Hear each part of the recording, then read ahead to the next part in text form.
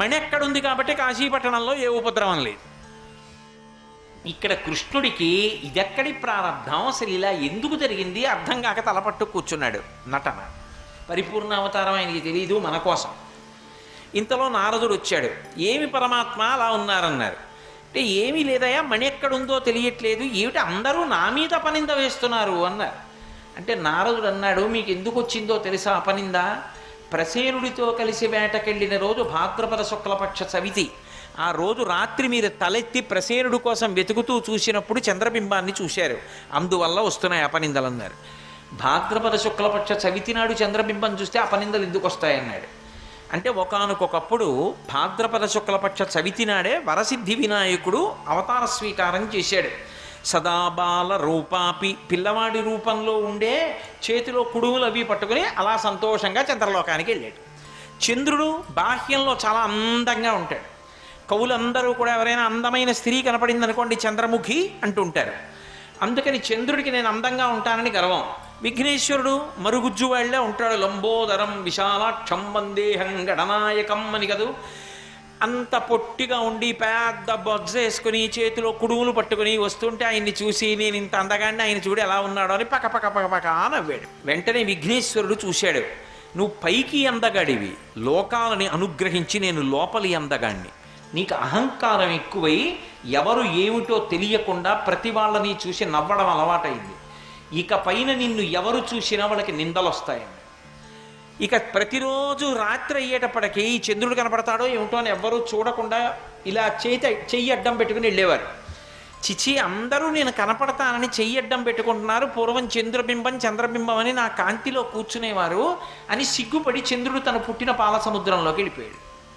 చంద్రుడు లేకపోతే ఔషధీతత్వం ఉండదు. ధాన్యం భూమిలో వేస్తే మళ్ళీ ధాన్యం పుట్టవు, పంటలు ఆగిపోయాయి.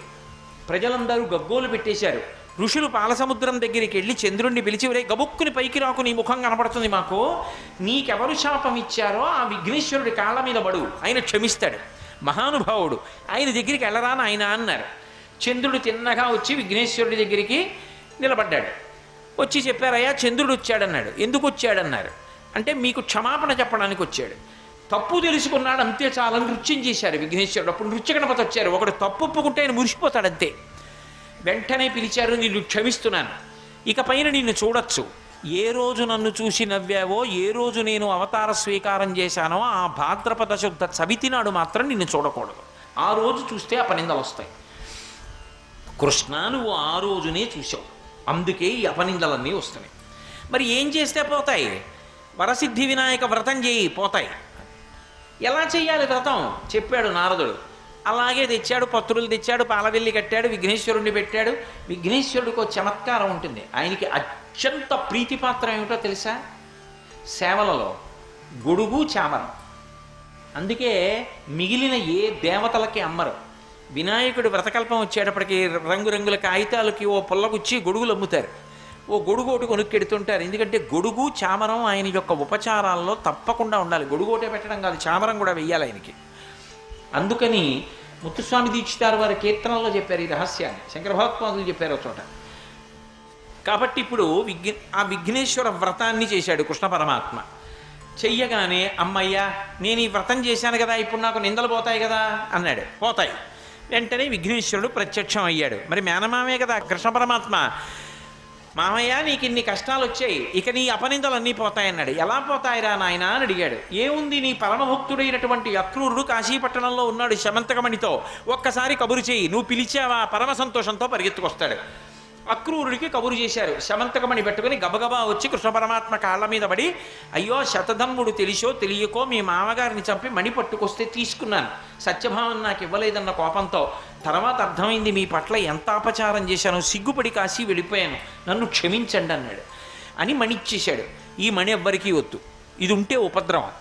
బాహ్యమునందు ఆంతరమునందు కూడా శౌచమున్నవాడివి నువ్వు ఒక్కడివి అక్రూరా, మహాభక్తుడివి, ఈ మణి నీ దగ్గరే ఉండాలి క్షేమమని నువ్వు ద్వారకానగరం విడిచిపెట్టి వెళ్ళకని ద్వారకానగరంలో అక్రూరుణ్ణి ఉంచి మణిని అక్రూరుడి దగ్గర ఉంచాడు.